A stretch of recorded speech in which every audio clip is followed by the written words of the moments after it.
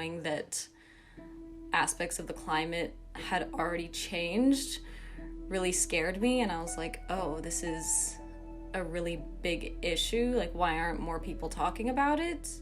If you're seeing like the planet literally like dying down every day, like that takes a little bit out of you every day as well. So what goes around you is definitely what connects to your mental health, and that's like a piece of you.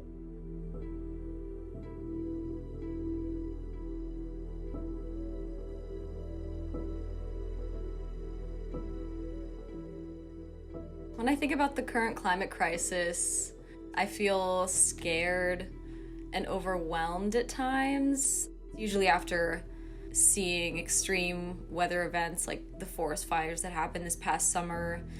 And also, I think about the wildlife and nature that we have today and how the next couple generations might not see what we have around today. With everything that goes on here in Hawaii, I feel like erosion is something that really caught my eye with climate change and just like the rising sea levels. You really see the destruction firsthand. The water's rising and taking over the land.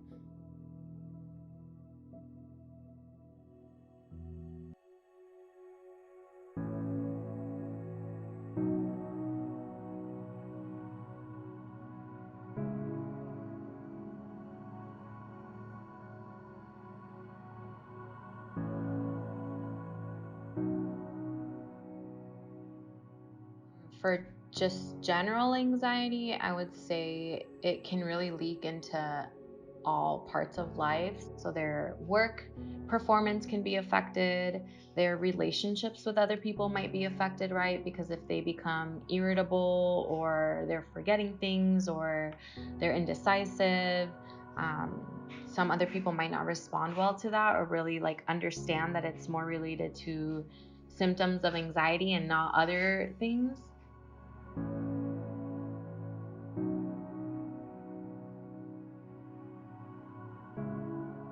Kind of depressing to like just see it happen and not be able to stop it. So I feel like it just makes you tired physically.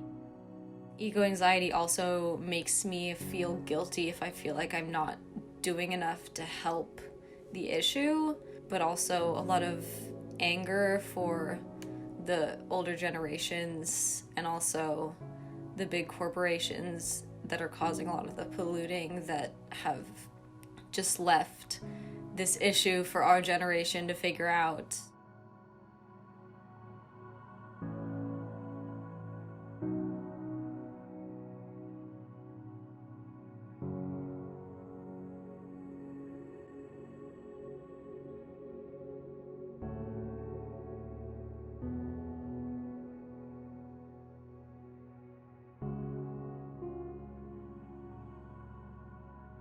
There is a lot of research and there's been a lot of studies that look just in general at how the environment that you're living in can affect you. So there's even been like some therapeutic treatments where people do like retreats out in forests, and that is considered a very beneficial intervention, as it would be like if you're participating in group therapy or like individual therapy. Not seeing people for long periods of time definitely affects my mental health negatively. So I've noticed after going for a hike or just going for a walk outside, it affects my mental health positively. My community takes a big part of like my happiness. You know, like you live in an island, everything is so nice, but to not be able to do something in the moment, it's like a sad feeling.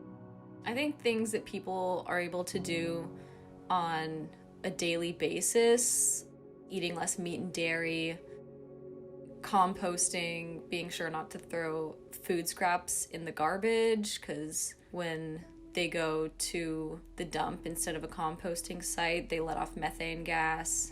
Also supporting and buying products from companies that you know use renewable energy or are working to reduce their carbon footprint and environmental impact. Also avoiding fast fashion and buying secondhand where you can. It's easy for people's mental health to be affected by feeling like they're not doing enough to help the cause, but the guilt can kind of set you back if you don't find a way to overcome it or be excited about the changes that you can make in your life.